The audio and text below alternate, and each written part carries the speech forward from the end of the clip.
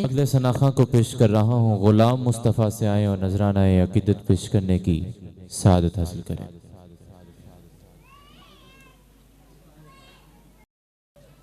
लोग भी तो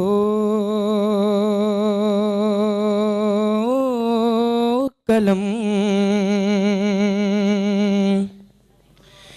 भी तो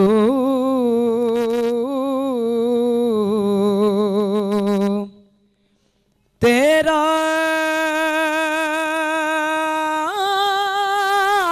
वजूद अलकिताब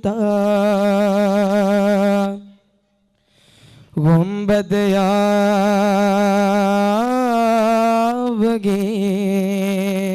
नरंग तेरे मुहीत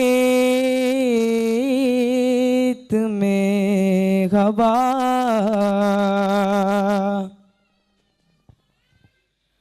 आलमे आब खाक में तेरे ज़हूर से फरो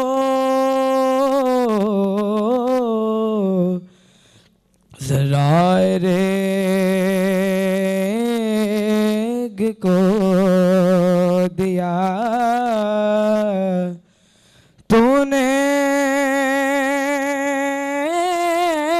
तुलूग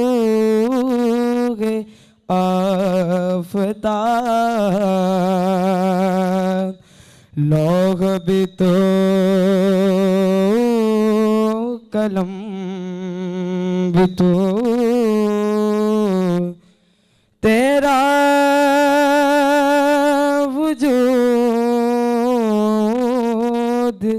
अलकिताब।